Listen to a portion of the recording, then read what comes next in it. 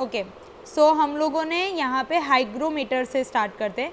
Hygrometer के अंदर हमें क्या दिया हुआ था, फर्स्टली उसका थियोरी कि हाइग्रोमीटर हमें ह्यूमिडिटी लेवल बताता है, ठीक है। ह्यूमिडिटी कितनी प्रेजेंट है एयर के अंदर हमें वो चीज़ बताता है। अब ह्यूमिडिटी क्या हुआ, humidity simply water vapours, okay. अब उसको एक्सप्रेस करने के दो तरीके, एक है एब्सोल्यूट ह्यूमिडिटी और एक है रिलेटिव ह्यूमिडिटी। अगर आप रिलेटिव ह्यूमिडिटी की बात करो तो सबसे कॉमनली यूज़ की जाती है, सारे के सारे मेट्रोलॉजिस्ट मतलब जो भी वेदर फोरकास्टिंग करते हैं वो लोग जनरली इसी मेथड को यूज़ करते हैं। अब पहले तो रिलेटिव ह्यूमिडिटी क्या होता है, हम लोगों ने ये इससे प्रीवियस टॉपिक में देखा था। रिलेटिव ह्यूमिडिटी मतलब जिसे हम परसेंटेज में फाइंड करते हैं, ठीक है, यही दिया हुआ है, it is express as percentage.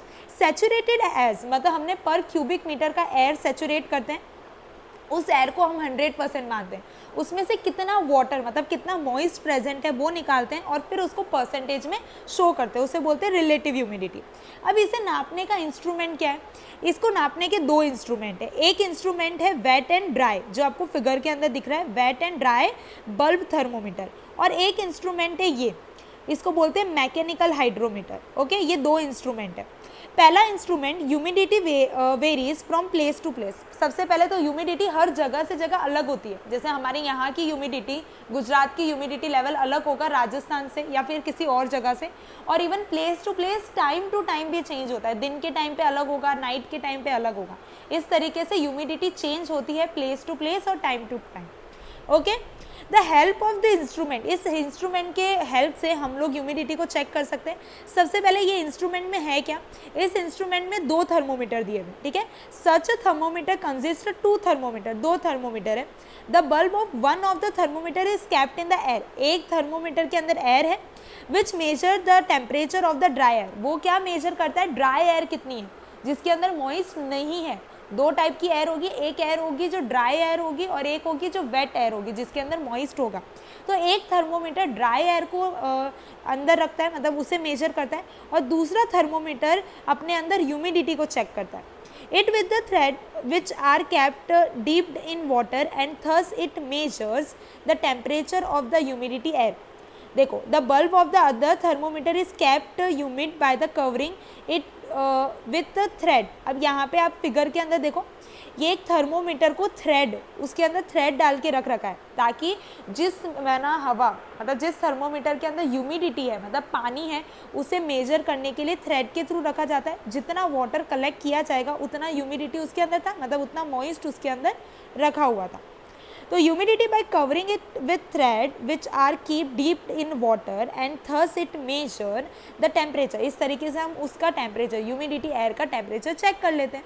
If the temperature of the wet bulb, मतलब जिसके अंदर ह्यूमिडिटी है, मॉइस्ट है, wet bulb thermometer drop sharply, the humidity is very low, and if the temperature of the thermometer does not drop much in mean humidity is very less।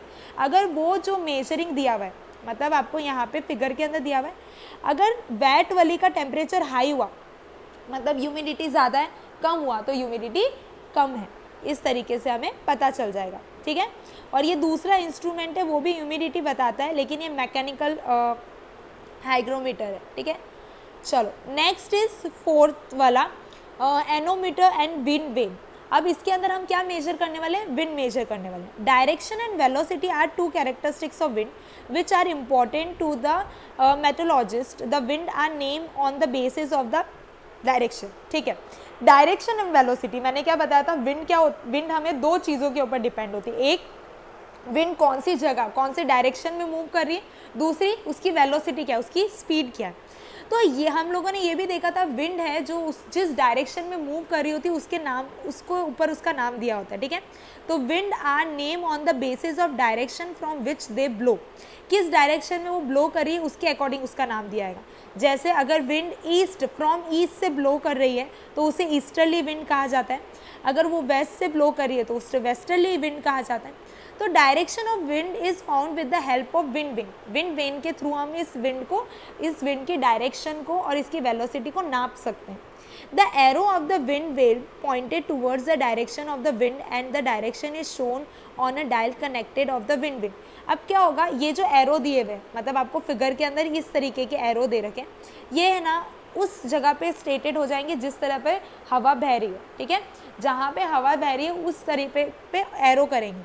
उसके through हमें पता चल जाएगा एक तो कि वो कौन से डायरेक्शन में ब्लो कर रहे हैं, और साथ ही साथ में वो इस विंड वेल के अंदर कनेक्ट हो जाते हैं, उसका जो डायरेक्शन है वो शो कर देता है कि इस डायरेक्शन में वो विंड ब्लो कर रही है।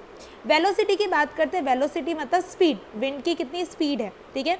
With the help of instrument called nanometre, जो हमने अभी इसका फिगर देखा एनोमीटर, उसके थ्रू हम उसकी वेलोसिटी को भी पहचान सकते हैं। Wind velocity is measure in the kilometre per hour, कितने किलोमीटर पर आवर की स्पीड से चल रही है हम उसको किलोमीटर पर आवर में मेजर करते हैं। Nowadays, instrument recorded wind velocity continue are used as a weather station. आज के टाइम पे ये जो wind velocity है उसे एज अ वेदर स्टेशन भी यूज़ किया जाता है, मतलब कंटिन्यू हमें बताया जाता है कि कितनी हवा चल रही है, किस मतलब कितने ज़्यादा हाई स्पीड से, उसकी वेलोसिटी क्या है, ये सब चीज़ें हम एज अ वेदर स्टेशन में भी यूज़ करते हैं। कंटिन्यूस इंफॉर्मेशन दी जाती है, वहाँ पे रिकॉर्ड किया जाता है। दिस इंस्ट्रूमेंट आर कॉल्ड एनोग्राफी, जिसके अंदर हमें बताया जाता है कि विंड की वेलोसिटी कितनी है, कौन से डायरेक्शन में बह रही है, उसको बोलते हैं एनोग्राफी, जो हमें पूरी डिटेल देता है। One can get some idea about the wind velocity without actual measure also. When you find smoke arises among vertically, the wind velocity is less than the 1 km/h. हम बिना किसी इंस्ट्रूमेंट से भी पता लगा सकते हैं कि भाई विंड की वेलोसिटी क्या होगी, लेकिन हम एक्यूरेट नहीं लगा सकते, ठीक है, एग्जैक्ट एक्यूरेट आप नहीं लगा सकते। हम कैसे पता लगा सकते हैं, find the smoke rising among, मतलब किस साइड से स्मोक राइज हो रहा है या फिर विंड राइज हो रही है। अगर जहाँ पे स्मोक राइज हो रहा है वो भी वर्टिकली, अगर स्मोक राइजिंग हो रही है वर्टिकली तो विंड की वेलोसिटी पर किलोमीटर आवर से, मतलब 1 घंटे की स्पीड से भी वो नहीं चल रहा है, उससे भी कम वाली स्पीड है। और अगर वो स्मोक अराइज नहीं हो रहा तो वो उससे ज़्यादा स्पीड की है। When the wind velocity is more than 40 km/h, मतलब 1 घंटे के अंदर 40 किलोमीटर की स्पीड से चल रहा है, one find it difficult to hold an umbrella, इतनी विंड के अंदर आप अम्ब्रेला को भी पकड़ के नहीं रख सकते, वो भी इतना मुश्किल होता है, इतनी तेज हवा होती है। तो high wind velocity of more than 100 km/h produce storm with condition in which tree are uprooted. और अगर हम लोगों ने यहाँ पे 40 की बात की, अगर 40 km/h की स्पीड से हवा चल रही है तो आप अम्ब्रेला को पकड़ के खड़े नहीं हो सकते, वो उड़ जाता है। तो सोचो अगर 100 km/h की स्पीड में विंड आएगी, मतलब वो तो तूफान होगा, हवा का बवंडर आता है, स्ट्रोम आता है, उस तरीके से आएगा जो ट्रीज को उनके रूट से भी निकाल सकता है, इतनी हाई स्पीड में होता है। ये होती है विंड वेलोसिटी, ठीक है। हम लोगों ने विंड वेलोसिटी के बारे में देख लिया, हम लोगों ने देख लिया कि उसके इंस्ट्रूमेंट हमें क्या शो करता है, डायरेक्शन शो करता है, ठीक है। अब हम बात करते हैं बैरोमीटर की। Atmospheric pressure is measure with the help of barometer. कितना एटमॉस्फेरिक प्रेशर है, प्रेशर के बारे में हम लोगों ने देखा था, उस एटमॉस्फेरिक प्रेशर को हम बैरोमीटर से फाइंड कर सकते हैं। There are different type of barometer are used for the purpose of pressure is readed in centimeter और inches, सेंटीमीटर एंड इंचेस पे बताया जाता है। जैसे मैंने आपको बताया था जब हम लोगों ने एयर प्रेशर के बारे में पढ़ा था कि जितना हम ऊपर जाएंगे, जैसे अगर मैं अभी सी लेवल पे हूँ, सी लेवल से मैं 160 किलोमीटर ऊपर जाती हूँ तो मेरा एटमॉस्फेरिक प्रेशर 1 सेंटीमीटर से कम हो जाएगा, राइट। तो जनरली जो एटमॉस्फेरिक सेंटीमीटर है या तो सेंटीमीटर या इंचेस के अंदर हमें बताया जाता है, उसे सेंटीमीटर एंड इंचेस में मेजर किया जाता है। A true measure of the height of the mercury column, another pressure unit is millibars. और अगर कोई और यूनिट यूज़ किया जाता है for atmospheric pressure is millibar को भी यूज़ किया जाता है, मिलीबार्स, ठीक है। चलो, in a simple type of barometer, यहाँ पे बैरोमीटर का एक आपको फिगर दे रखा है कि इस टाइप का बैरोमीटर होता है। In a simple type of barometer mercury is use for the measuring the pressure. Mercury use की जाती है। मर्क्यूरी भी आपको पता है, हम लोगों ने थर्मोमीटर के अंदर देखा था मर्क्यूरी क्या होता है, जो बीच में होता है, ठीक है। तो वो जो मर्क्यूरी होता है वो इसके अंदर भी यूज़ किया जाता है। But such a barometer is difficult to carry. इस बैरोमीटर को लेकर जाना बहुत मुश्किल होता है, कैरी करना काफ़ी मुश्किल होता है। Nowadays Android barometer is use for the measuring atmospheric pressure. पहले के टाइम पे जब इतना ज़्यादा टेक्नोलॉजी नहीं थी तो वो हैवी बैरोमीटर यूज़ किया जाता था, पर उस बैरोमीटर को कैरी करके लेकर जाना बहुत मुश्किल होता है, इसलिए आज के टाइम पे एंड्रॉइड बैरोमीटर यूज़ किया जाता है। ठीक है। Aneroid, it is easy to carry, एक तो बहुत ईजी है कैरी करने में, हल्का फुल्का होता है, और मर्क्यूरी कॉलम इन इट, और मर्क्यूरी का जो कॉलम, कोई भी मर्क्यूरी है ना उसके अंदर नहीं होती, एंड्रॉइड बैरोमीटर के अंदर मर्क्यूरी नहीं होती, इस वजह से वो हैवी भी नहीं होता। Altimeters tell the height of the plane during the flight, जो अल्टीमीटर करके होते हैं वो हमें हाइट बताता है। जैसे अगर आप प्लेन के अंदर सफ़र कर रहे हो तो जितना जितना आप ऊपर जाते जाओगे ना वो आपको हाइट शो करते जाएंगे कि इतना हाइट हो चुका है, हम इतने हाइट पे हैं, हम सी लेवल मतलब अर्थ से इतने हाइट पे पहुंच चुके हैं, इतने हाइट पे पहुंच चुके हैं। तो वो जो बताने वाली मशीन होती है उसे बोलते हैं अल्टीमीटर्स, ठीक है, जो हमें हाइट के बारे में बताता है। Another instrument use as a aneroid barometer is a barograph which provide a continuous record of pressure. एक और गैजेट है, देखो एक गैजेट था बैरोमीटर जो थोड़ा हैवी होता है, उसके बाद आया था एंड्रॉइड बैरोमीटर, और एंड्रॉइड बैरोमीटर का भी एक और गैजेट है विच इज़ बारोग्राफी। बारोग्राफी के अंदर क्या होता है, उसके अंदर भी आपको कंटिन्यूस बताते जाते हैं कि अभी एयर प्रेशर क्या चल रहा है, वो कंटिन्यूस रिकॉर्ड करता जाता है एयर प्रेशर। ओके, तो ये हमने कुछ इंस्ट्रूमेंट के बारे में देख लिया। अब हम बात करते हैं आइसोथर्म। आइसोयेट और isohyetal is line of a graph which connect point that have the same. अब देखो हम लोगों ने इससे प्रीवियस चैप्टर के अंदर है ना कॉन्टोर के बारे में पढ़ा था, ठीक है। हम लोगों ने वहाँ पे क्या पढ़ा था कि माउंटेन्स कितने हाइटेड के होते हैं, सेम हाइट वाले माउंटेन्स की जो लाइन होती है ना वो एक दूसरे से लिंक होती है। एग्जैक्टली दैट यहाँ पे भी उसी तरीके का कुछ है, मैप के ऊपर ये लाइंस होगी। अब ये लाइंस हमें क्या शो करती है, आपको फिगर के अंदर दिया हुआ है कैसी लाइन होगी, पर ये लाइन हमें एक्चुअली बताती क्या है, ये कॉन्टोर तो नहीं है, माउंटेन्स तो नहीं बताती, तो ये एक्चुअली बताती क्या है, ये बताती है कि कौन सी जगह पे कितनी प्रेसिपिटेशन हो रही है। जैसे अगर मैं बोल दूँ गुजरात और राजकोट के अंदर सेम बारिश हो रही है, हमारे गुजरात के अंदर भी 200 सेंटीमीटर जितनी बारिश हो रही है और राजकोट में भी 200 सेंटीमीटर जितनी बारिश हो रही है, तो ये जो लाइन होगी वो हमारे गुजरात और राजकोट की लाइन एक दूसरे से लिंक्ड होगी। क्यों? क्योंकि हमारे दोनों ही जगह पे सेम प्रेसिपिटेशन हो रहा है। तो amount of precipitation is given period of a particular storm, कहाँ पे सेम बारिश हो रही है, सेम मेजर से बारिश हो रही है, उन जगहों को ये अपने साथ कनेक्ट करता जाता है, ठीक है। अब आइसोथर्म एंड आइसोयेट के अंदर डिफरेंस क्या होता है, ठीक है, यहाँ पे डिफरेंस बिटवीन दिया है, पहले हम लोग उसका थ्योरी पढ़ लेते हैं, बाद में उसकी डिफरेंस पढ़ेंगे। तो आइसोयेट तो हम लोगों ने देख लिया कि एक तरीके की लाइंस होती है मैप के ऊपर जो हमें ये बताती है कहाँ पे सेम प्रेसिपिटेशन हो रही। तो आइसोथर्म क्या हुआ, आर द लाइन कांस्टेंट और equal temperature, they are often use on a weather map by a meteorologist to give a large scale view of the temperature across the region. अब हमें जो आइसोयेट है वो रेन प्रेसिपिटेशन के बारे में बताती है, और आइसोथर्म है वो हमें विंड के बारे में, टेम्परेचर के बारे में बता रही है कि कहाँ पे कौन सी दो जगह है जहाँ पे सेम टेम्परेचर है, ठीक है, कहाँ पे दो ऐसी जगह है जहाँ पे सेम टेम्परेचर है, उनके वहाँ से वो लाइन कनेक्ट करती है।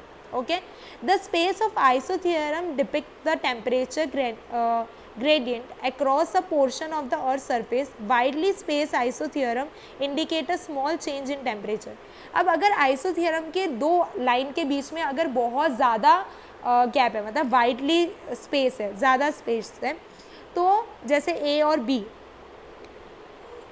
यहाँ पे नेम नहीं दिया हुआ है, या हाँ ये देखो ए और बी करके दिया हुआ है, ए से लेकर बी तक के अंदर जो गैप है इस फिगर के अंदर, ये इंडिकेट कर रहा है कि ए से लेकर बी तक के अंदर चेंज आ गया है टेम्परेचर के अंदर, लेकिन वो चेंज बहुत ज़्यादा नहीं, क्लोजली चेंज है, बहुत ज़्यादा नहीं। अगर वाइड है, दोनों के बीच का गैप बड़ा है, वाइड है तो थोड़ा चेंज आया है, और अगर क्लोज है तो बहुत ज़्यादा चेंज आया है, लार्ज चेंज आया है। मैं अगेन रिपीट कर रही हूँ, इस फिगर को देखो, ए से लेकर बी तक के बीच में बहुत वाइड गैप है, मतलब ए से लेकर बी तक के दोनों के बीच में टेम्परेचर का चेंजेस है, लेकिन बहुत ज़्यादा चेंज नहीं है, थोड़ा चेंज है। लेकिन बी और सी के बीच में गैप बहुत कम है, नैरो है, नैरो है, मतलब इसमें बी से लेकर सी तक के बीच में टेम्परेचर काफ़ी ज़्यादा चेंज हुआ है। थियोरी पढ़ लो एक बार। इंडिकेट, देखो widely space isotherm, widely space मतलब अगर ब्रॉड स्पेस है तो वो इंडिकेट करता है कि स्मॉल चेंज हुआ है टेम्परेचर के अंदर, अगर क्लोजली शेप है तो वो इंडिकेट करता है कि लार्ज चेंज हुआ है टेम्परेचर के अंदर, ठीक है। अब हम लोग उसका डिफरेंस बिटवीन देख लेते हैं। A line on a map connected point that receive equal amount, isohyet क्या बताता है हमें कि कहाँ कहाँ पे इक्वल अमाउंट का रेनफॉल हुआ है, कहाँ कहाँ पे बारिश सेम हुई है, वो हमें बताता है। बल्कि जो आइसोथर्म है वो हमें क्या बताता है, about the temperature, a line on a map connecting point that have a same temperature. Iso theorem temperature के बारे में बताता है, आइसोएट हमें रेनफॉल के बारे में बताता है। The unit of measurement in centimetre, जो रेन होती है वो किसके अंदर रिकॉर्ड की जाती है, कौन से यूनिट में, सेंटीमीटर में। और आइसो थ्योरम के अंदर किस में रिकॉर्ड की करती है, डिग्री सेल्सियस। मैंने आपको बताया था डिग्री सेल्सियस कॉमनली यूज़ किया जाता है। चलो आइसोएट क्लोज शेप, अगर वो दोनों का शेप पास में है, ठीक है, क्लोज शेप है, मतलब कि स्टिप राइज हुआ है, मतलब रेनफॉल ऐसा कुछ हुआ है, जैसे वाटरफॉल्स होते हैं ना, वाटरफॉल जैसा उसके बीच में आया हुआ है। अगर उनकी स्टीप है, दोनों एक दूसरे के करीब है, वो लाइन एक दूसरे से क्लोजर है, मतलब वहाँ पे कहीं पे रेनफॉल है, ठीक है। और अगर आइसो थ्योरम के अंदर क्लोज है, मतलब कि वहाँ पे बहुत वाइडली टेम्परेचर चेंज हुआ। ओके, सो यहाँ पे हमारा चैप्टर कंप्लीट होता है। एक बार आप रिफर कर लेना वापस।